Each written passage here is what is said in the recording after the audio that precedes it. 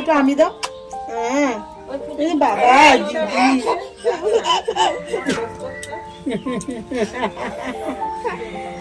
বাবা তো hello everyone, তো বাটুরডাঙ্গা থেকে আমরা বেরিয়ে পড়েছি। কালকের ব্লগে তোমরা দেখেছিলে যে আমরা বাটুরডাঙ্গা থেকে বেরিয়ে পড়েছিলাম, আর এখন আমরা যাচ্ছি মাসি মেশোর বাড়িতে।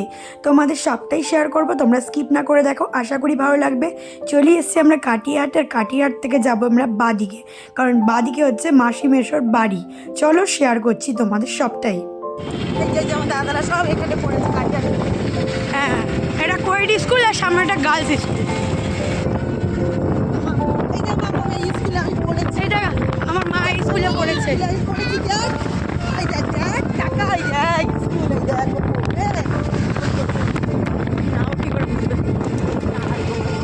আমার মায়ের স্কুল হয়েছে।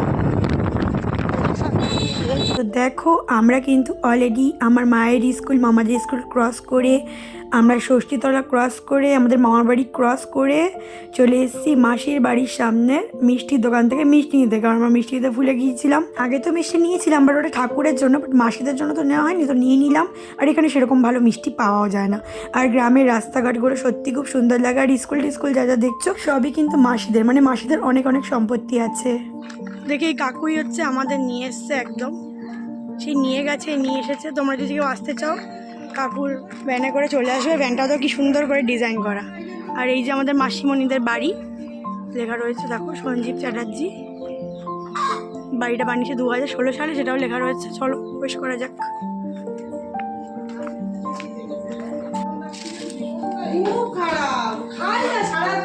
কেমন আছে বলো?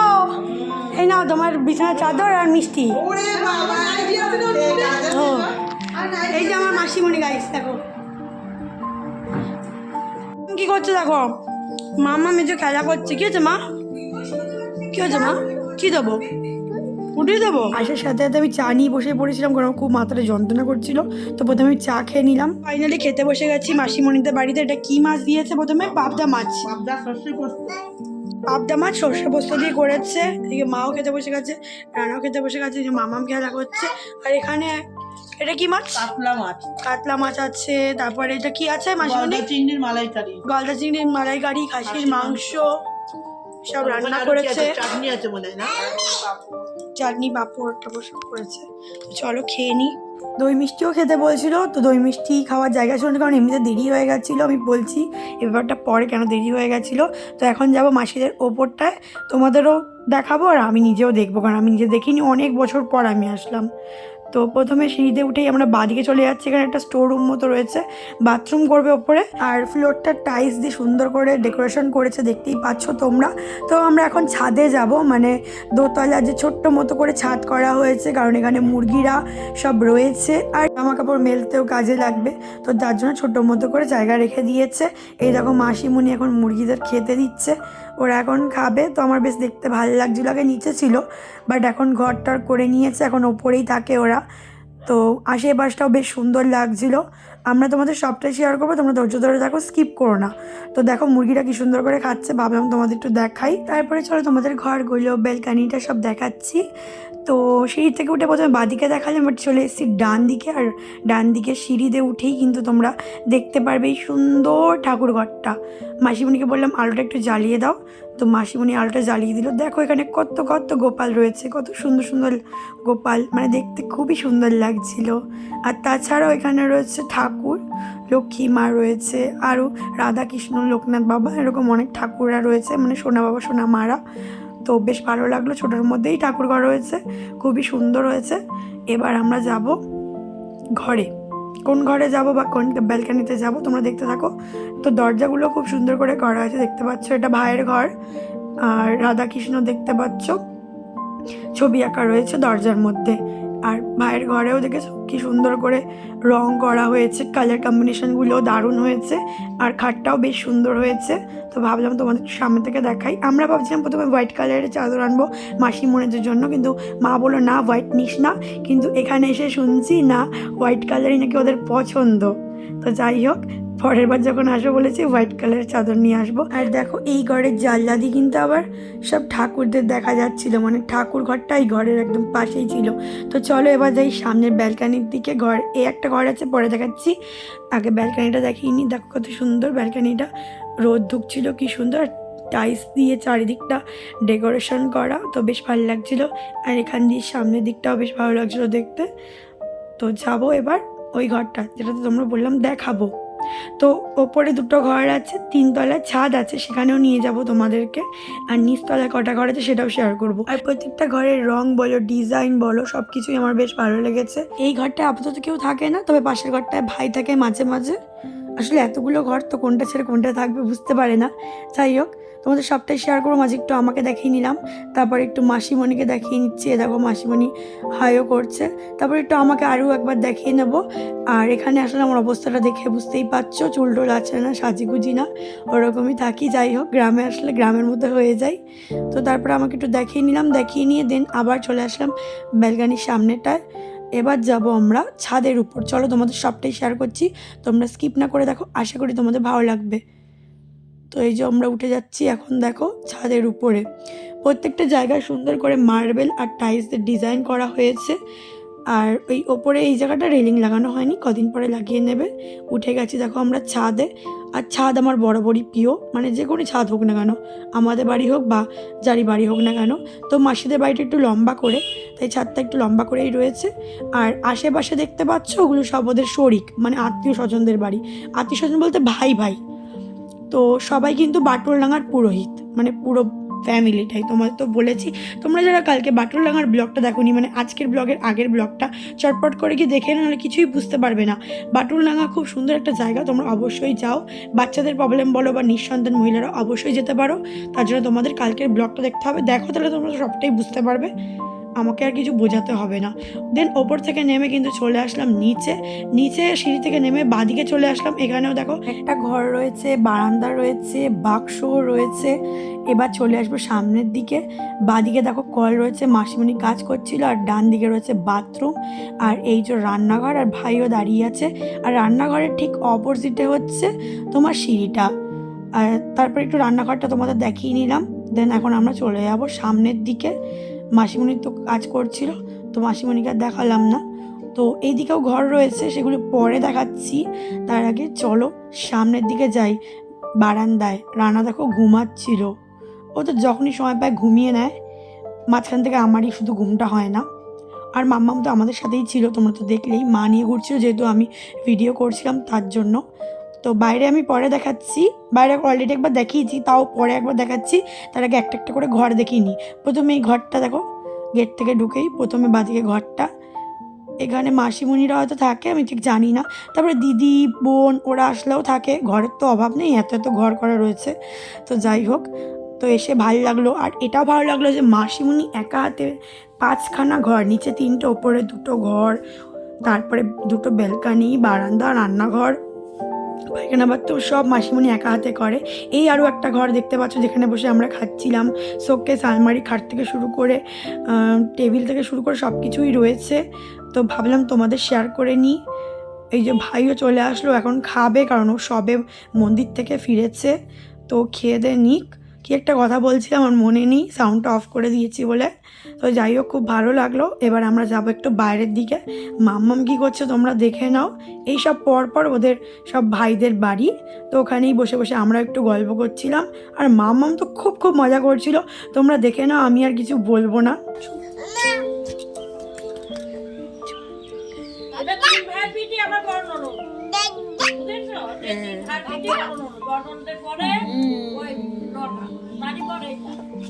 আমি দাও একটু, আমি দাও। বাবা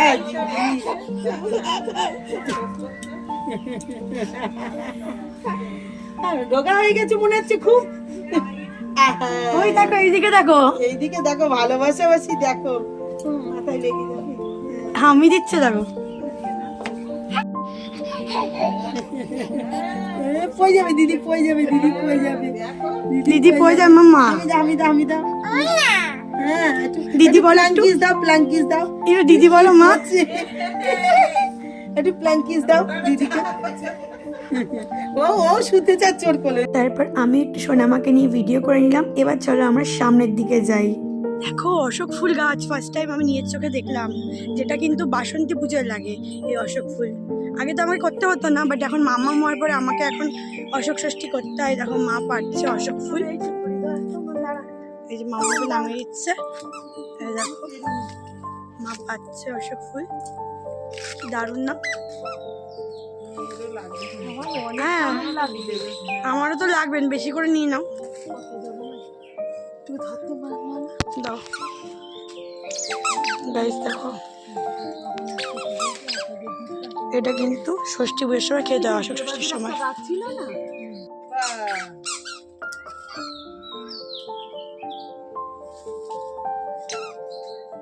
এই মাম্মা এই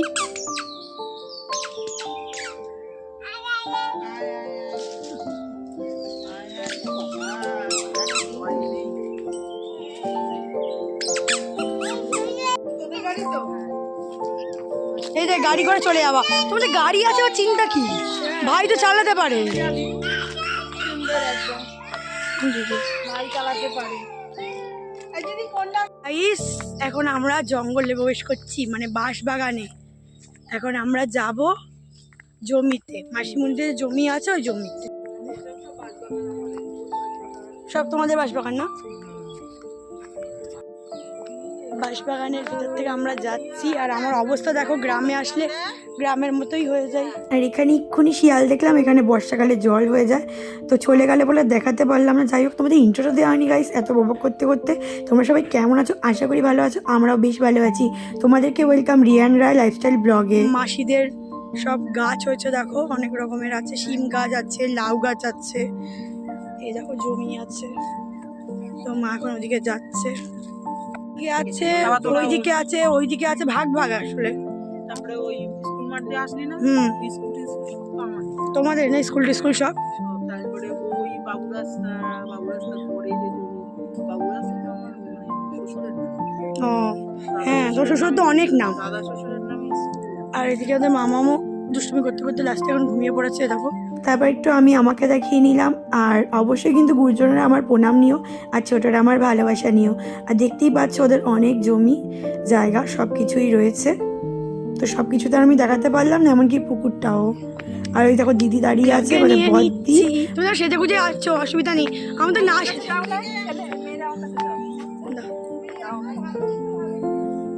শোনা হাই করো, শোনা এরকম করো। আর এটা হলো বদ্দির মেয়ে। এটা কি হয় তোমার? এটা কি হয়?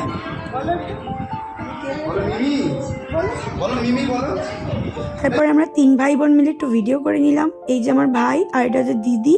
ভাই হচ্ছে আমার ভাইয়ের থেকে 8 মাসের বড়। একটা বোনও আছে আমার থেকে একটু ছোট, বাট আমার বয়সী, তো খুব ভালো, ওকেও মিস করছিলাম। তারপরে আমরা 3 জন মিলে একটু ভিডিও করে এবার বেরিয়ে পড়বো। মাসিমণি মামামকে এই সুন্দর টপটা আর এই প্যান্টটা দিয়েছে। মামাম যেখানেই যায় না কেন, ওকে কেউ কিছু না কিছু দেয়, খালি হাতে কেউ ফেরায় না।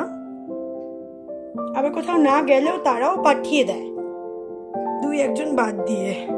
যাই হোক ছাড়ো, তাদের কথা আর বললাম না। একটা কথা, এটা তো বলা হয়নি তোমাদেরকে, এই জামাটা, সুন্দর জামাটা সাথে দিয়েছিল যখন ওদের বাড়িতে গিয়েছিলাম, তখনও দিয়েছিল। মামাকে একটু বড় বলে রেখে দিয়েছি, পরে যখন মামা একটু লম্বা টম্বা হয়ে যাবে তখন ওকে পরাবো। যাই হোক, খুব ভালো লেগেছে আমার গিফটগুলো। সবাইকে টাটা করে আমরা বেরিয়ে পড়লাম। ভাই আমাদের তেঁতুলিয়া পর্যন্ত এগিয়ে দিতে যাচ্ছে, আর ভাই ড্রাইভ করছিল, সামনে রান্না বসেছিল, আর আমরা 3 জন পিছনে বসেছিলাম। তো চলো যাচ্ছি রাস্তায়, তোমাদের অনেক কিছু শেয়ার করব, তোমরা দেখতে থাকো। ইসকন মন্দির সুন্দর তো।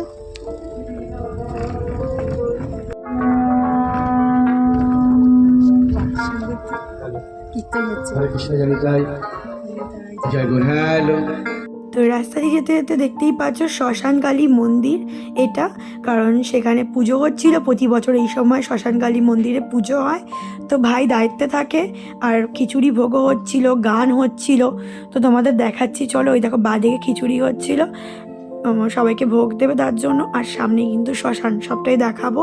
আর এখানে দেখো সবাই গান করছিল। আর ভাইদের তো প্রচুর নাম যশ, তোমরা তো দেখে বুঝতেই পারলে আজকের ব্লগ থেকে। কালকের ব্লগ যারা যারা দেখোনি, বাটুলডাঙ্গার ব্লগ, পেঁচোবাছির মন্দিরের ব্লগটা তোমরা দেখে না, তাহলে বুঝতে পারবে ওদের কত নাম যশ প্রতিপত্তি সবই রয়েছে। তো ভালো লাগলো অনেক বছর পর এসে। আর এই যে হচ্ছে শ্মশান, এবার যাবো শ্মশানের সামনেটা। ভাই বললো আমাদের একটু ঘুরিয়ে দেখাবে, কারণ শ্মশানের সামনেটা খুবই সুন্দর, কারণ হচ্ছে ইছামতি নদী বয়ে চলেছে সামনে থেকে। তো চলো আমরা ওই সামনেটাই যাই। এই যে এখান থেকে ইছামতি নদী বয়ে চলেছে, বাট দুঃখের বিষয় হচ্ছে এটাই চড়া পড়ে গেছে। আর এই জায়গাটা দিনের বেলায় বেশি ভালো লাগে, রাত্রেবেলায় যেহেতু অন্ধকার হয়ে গেছে তাই খুব একটা বোঝা যাচ্ছে না বা দেখাতেও পারলাম না তোমাদের। আর চলো, এই যে শ্মশান দেখতে পাচ্ছ, আমরা সামনের দিকে যাব। এই শ্মশানটা সামনে থেকে দেখাচ্ছি। ওদের কেউ মারা গেলে কিন্তু এখানেই পোড়ানো হয়। আর মিশর বাবা বলো বা তার বাবা, ওদের কিন্তু প্রচুর নাম রয়েছে, তোমরা তো বুঝতেই পারছো। তো আমরা এবার গাড়ি করে চলে আসলাম তেঁতুলিয়াতে। ভাই আমাদের এগাতে এসছে, আমাকে বললাম। দেন তারপরে আমরা কিন্তু ট্রেনে করে বাড়ি চলে এসেছিলাম। এইবারে তোমরা বাড়িতে আসার পরে ব্লগ দেখতে পারবে। ভাইকে মাঝে টাটাও করে দিয়েছিলাম। আসার সময় কেকটা নিয়ে এসেছিলাম, যেহেতু আজকের দিনেই মায়ের বার্থডে ছিল, বাট মাকে জানাইনি বলে বা জানাবো না বলে মাকে ফেসবুক হোয়াটসঅ্যাপ কোথাও থেকেই উইশ করিনি আমি। আর যারা যারা মাকে উইশ করেছে তাদেরকে অসংখ্য থ্যাংক ইউ। তোমরাও খুব ভালো থেকো, সুস্থ থাকো। এই কেকটা তো আমি নিয়ে এসেছি, বাট দুঃখের বিষয় আনতে গিয়ে চেপে গেছে, কারণ আমি এনেছিলাম মসলান দুপুর থেকে। কি করব বলো, দুর্গানগর থেকে দিলে মা বুঝে যেত, আর মাম তো বাচ্চা মানুষ সব বোঝেনি, ও চাপিয়ে দিয়েছে, মানে হাত দিয়ে চেপে দিয়েছে। আর যাই হোক, দুটো ক্যাডবেরিসও নিয়ে এসেছিলাম। চলো এবার মাকে দেবো সারপ্রাইজ। তার জন্য কি করতে হবে, মাকে এখন আমরা সবাই মিলে ডাকতে যাব। চলো মামা, এ মামাম তোর একটা সুন্দর ব্লগ করবো। মা কি বলছিস, বাইরে চলো, বাইরে চলো তো একটু, চলো না, চলো না বাইরে, কেন বাইরে চলো, দেখতে হবে, চলো।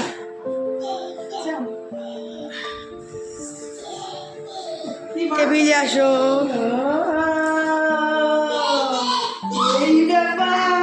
ইয়েস, আজকে তোমার হ্যাপি বার্থডে, তাই ছোট্ট করে। আরে শোনো, গাড়িতে ওঠার আগে আনতে গিয়ে পুরো চ্যাপটিয়ে গেছে মামামের জন্য। মামা ওর উপর হাত দিয়ে খেলছিল, কিন্তু কেকটা খুবই সুন্দর ডিজাইন ছিল। আমি তো তখন ফটো তুলতে পারিনি, তখন তোমরা বুঝতে পারছো কিনা জানি না। হেভি টেস্ট, মানে কেকটা খেতে কী করে বুঝলাম জানো, পুরো লেগে গেছিলো। আমি একটু মুখে দেখলাম হেভি টেস্ট। চলো কেকটা কাটো। না ভিডিও করছো তো? হ্যাঁ ঠিক আছে, চলো চলো।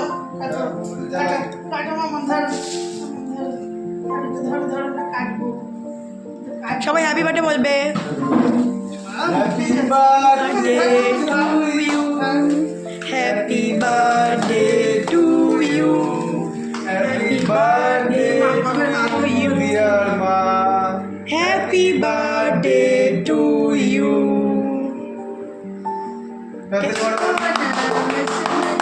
কেমন লাগলো সারপ্রাইজটা মা? তার সাথে দুটো ক্যাডবেরিজ রয়েছে তোমার জন্য, তুমি আর মাম্মাম খাবে। আজকে মঙ্গলবার, যেহেতু আমরা তো বাইরে খেয়েছি। হ্যাঁ দেখো গাইস, আমি আজকে ড্রেসই ছাড়িনি, ঠিক আছে, ড্রেসই ছাড়িনি, দাঁড়িয়েছিলাম। যেহেতু আমরা বাইরে খেয়েছি, আমরা খেতে পারি, অসুবিধা নেই। খাওয়াই দেবো, দারুণ না ভিডিও খেতে। বন্ধ করো না, বন্ধ করো। মিষ্টিগুলি খেয়ে নেবো, খেয়ে নেবো, খেয়ে বলো কেমন হয়েছে। দারুণ খেয়েছি। এটা আমি মশলা দুপুর থেকে নিয়েছি গাইস, ঠিক আছে, বেরার পথে। আর নিয়ে ওইটা, কারণ জানি দোকানের তো কিনতে গেলে আমি রিক্সা উঠবো, ধরা পড়ে যাবো, মা বুঝে যাবে। ওই জন্য মশলা দুপুর থেকে কিনে নিয়েছিলাম আমি আর রান্নাকে। বলেছে বাথরুম পেয়েছে বলে, টাকা না আমার দিকে টাকা বলেছে কি টয়লেট নিয়ে দিতে বা ওয়াশরুমে যাবো বলে আমি আর রান্না গিয়ে কেকটা নিয়ে নিয়েছি।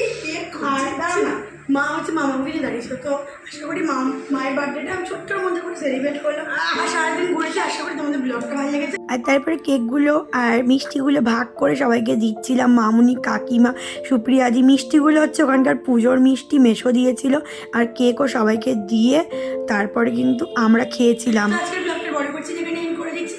তোমরা খুব ভালো থেকে সুস্থ থাকবে, এভাবে সাপোর্ট করো, আর বেশি বেশি করে লাইক, কমেন্ট শেয়ার করো, ইউটিউব থেকে যারা দেখছো সাবস্ক্রাইব করো, ফেসবুক থেকে যারা দেখছো ফলো করো, আর ইনস্টাগ্রাম আইডিকে ফলো করতে ভুলো না।